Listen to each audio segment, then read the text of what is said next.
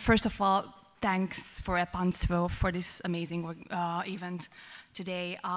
When Jakob and Andrew asked me to talk about the future of the transparency movement, that sort of scared the hell out of me, because I thought that I will have to be very positive and optimistic today, and I'm from the same region, so I'm also natural-born skeptical. But as I put together my slides, which I finished last night, I got very enthusiastic, to tell you honestly. I'm also no future scientist, and I have no idea about where the world is heading. What I do know and what I can talk about today is where I want to see the world heading and where I think we're standing right now. But first of all, let me give you my personal history. 5 years ago, I joined Sándor. He asked me to work with him on K-Monitor, and you heard about K-Monitor and the situation in Hungary this morning, so I'm not going into details here. But what I have to tell you here is that we were both, maybe not equally, but very disappointed by Hungarian politics, and at the same time, very enthusiastic about what we can achieve by technology and by using the internet. So I joined Sándor five years ago, and we embarked on a long journey to collect government data in order to monitor and detect corruption in Hungary. And then a year ago, I joined the Sunlight Foundation, an American Washington, D.C. based open government, open data, transparency technology organization that are doing pioneer projects in the field. And right now I'm leading the international program of the Sunlight Foundation. And I'm very honored to be here today, especially on this all-star panel with speakers like Daniel and Gavin. And I also have to tell you that 5 years ago, when I joined K-Monitor and Sándor, I had no idea that we're part of a global movement. Actually, I think that the global open government movement didn't really exist 5 years ago. But the very first conference that I attended a couple of months after I joined K-Monitor was here in Warsaw. And that was the first event when I realized that what we're seeing is rather transformational, because before our eyes, truly dynamic new ways are emerging, truly dynamic new ways of gathering information, engaging with citizens, and engaging with our governments. And as opposed to Sergius, I have to tell you that I'm rather satisfied with the CE region, and I think much of the inspiration and the most innovative projects and some of the boost for the open government and the transparency movement is indeed coming from this region. And unfortunately, I don't have enough sheets and slides to display all the amazing projects that are coming from this region. But that said, 5 years later, I'm back, and I'm very honored to be here and speak in front of my very own folks. So let's talk a little bit about the open government movement and where we stand now. And first, a little bit about civil society, just to give you some very inspiring examples. In 2014, we have various issue-based global initiatives and working groups that provide advocates, coders, think tanks, and journalists with various resources, arguments, software, data standards on a lot of different issues, like budget and spending, procurement and contracts, legislative information, aid, extractive industries transparency, lobbyist disclosure, or corporate information. We have platforms to host freedom of information requests, but it's not only global initiatives, it's also national level tools and projects that sometimes build from scratch, sometimes use open source software, but in most cases they get inspiration from these kinds of events. Some of the very inspiring ones, and these are my personal favorites, Quien Manda in Spain, Open Duca in Kenya, or Poderopedia in Chile, which try to crowdsource information or use other creative approaches to mash up data, connect the dots, and show the influence that business interest groups are buying on the decision-making process. Or I could mention TI Slovakia's pioneer effort to open up Slovakia's court and judges, which is probably the first very good tool to open up the third branch of the government. Or I could also mention the Argentinian project where civil society organizations and the journalists teamed up and spent 12 years on collecting and scraping data, financial statements of their legislators.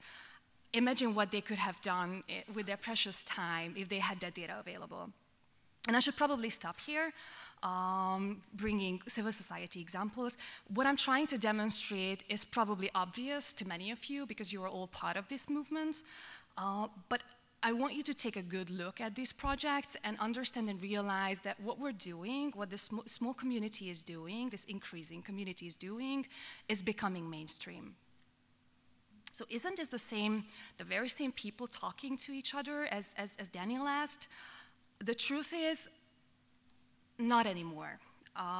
Last year Sunlight embarked on a journey to create a list of all the NGOs and civil society organizations and think tanks and researchers, people from various different backgrounds who work on the intersection of transparency and technology, and the result was amazing. We have a living document of over 500 projects and NGOs from all over the world, and if you check out and your project or your NGO is missing, please send us a note.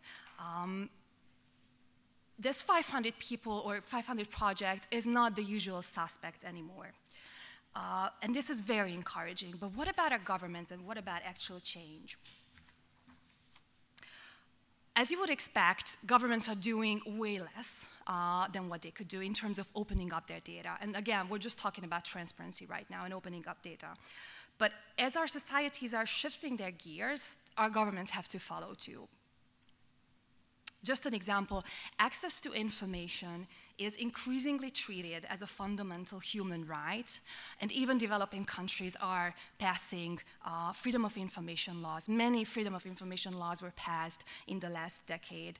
And again, proactive disclosure is becoming the default norm, though still very much so only in Western societies and Western democracies. And though there is a huge difference in their qualities, but today we are aware of over 400 open data portals, regional and national open data portals. Some of them have amazing number of data sets, some of them were only just launched, and again, their qualities differ. But it shows that the governments are increasingly realizing the benefits of open data. To have an impact, though, these open data portals have to be populated with meaningful data, and in most cases, it's not what's happening, but I believe that it is our job to make our governments use those data portals and populate it with meaningful data, with politically relevant data in a timely fashion and an ongoing manner in open structured formats. Just a few more examples. Last June, the G8 countries committed to release data in open formats through an open data charter, which again, we have no idea what the impact of the open data charter might be. But what we know is that 5 years ago, our governments and these governments had no idea about what open data means. So that's a huge achievement already and a big step forward. Even more importantly, recently the EU and the UK have both committed to tackle corporate transparency through opening up data about beneficial ownership, and that's the kind of improvement that we want to see through the OGP process too.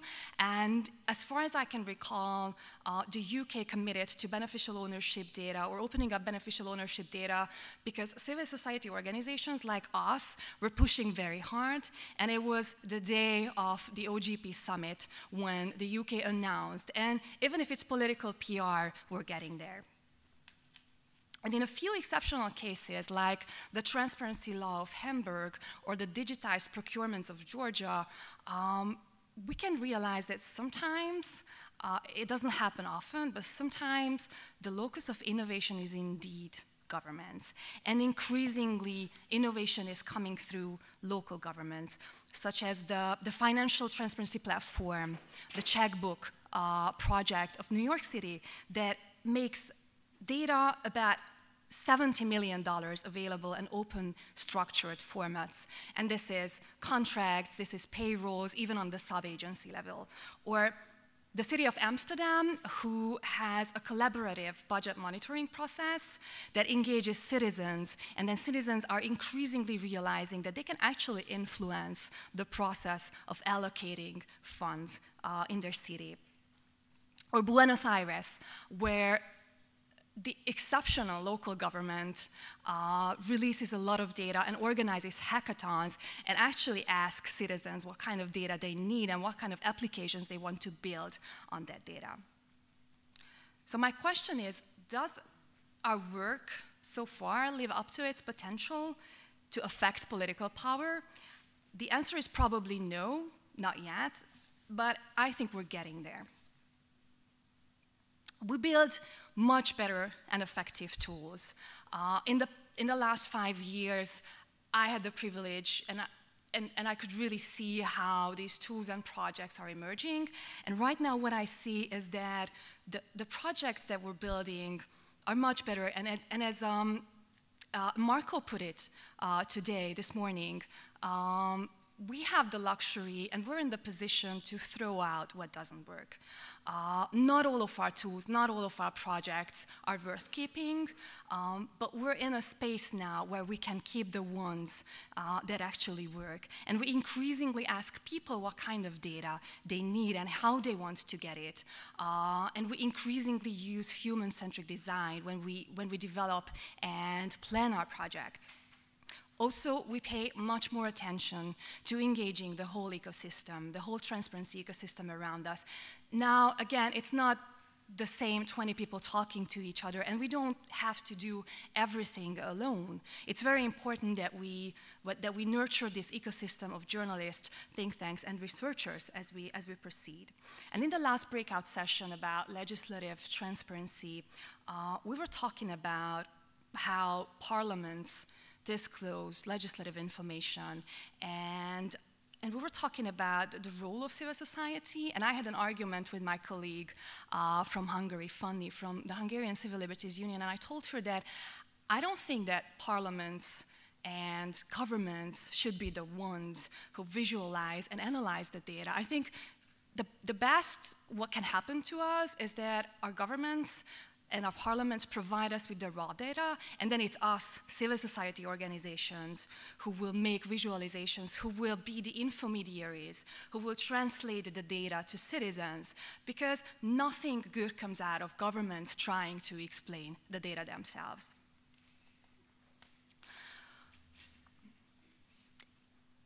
And finally, one of the biggest challenges that this movement is facing is confronting power.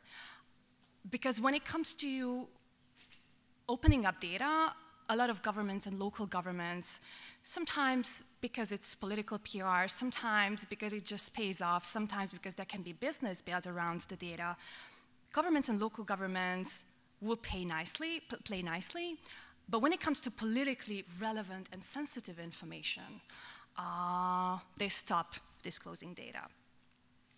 So I believe the next steps for this movement is to indeed confront power through public information.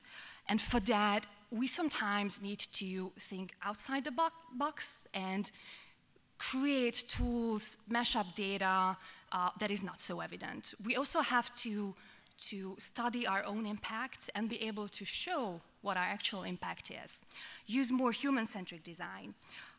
But we also need to get way more organized than we are now. And I'm not saying that we're not organized enough. What I'm saying is that we can improve. National level advocates can use global initiatives way more, the standards, the platforms that international organizations are building. International initiatives have to listen way more and pay more attention to the needs and challenges of national level advocates. So there's a lot of way of organizing ourselves a bit more.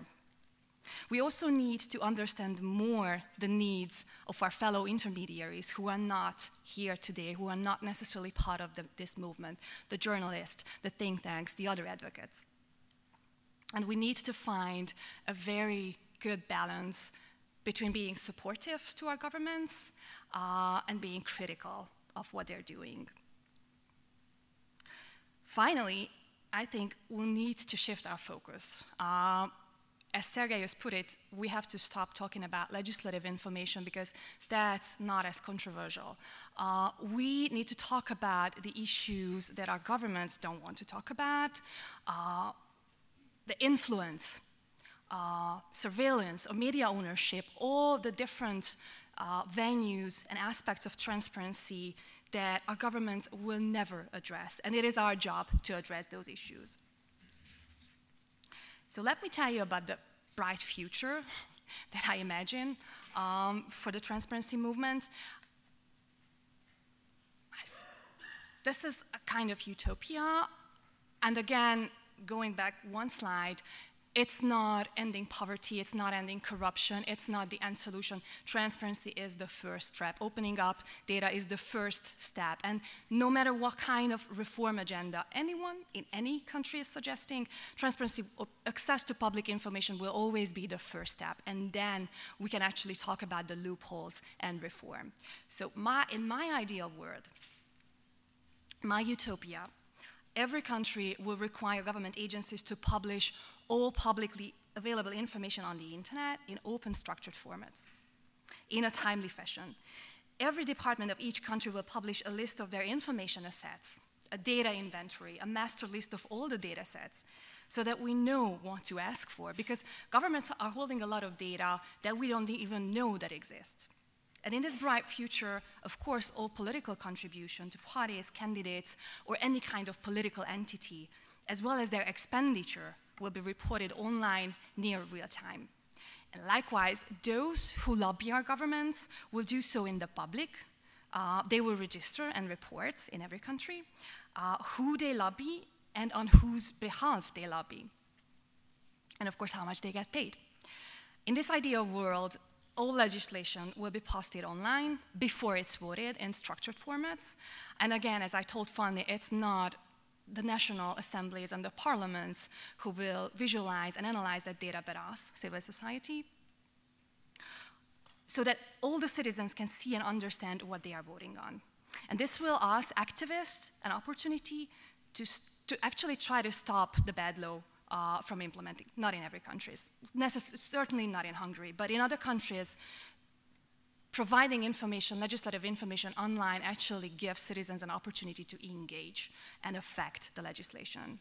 And finally, government spending, procurements, and contracts will also be disclosed in a timely manner in open and machine-readable formats to enhance competition, to provide for better analysis, to monitor fraud, to reduce corruption, to improve government effectiveness, and allow for more and better accountability and oversight. So, good news, we will probably not lose our jobs for the next 50 years. Thank you very much.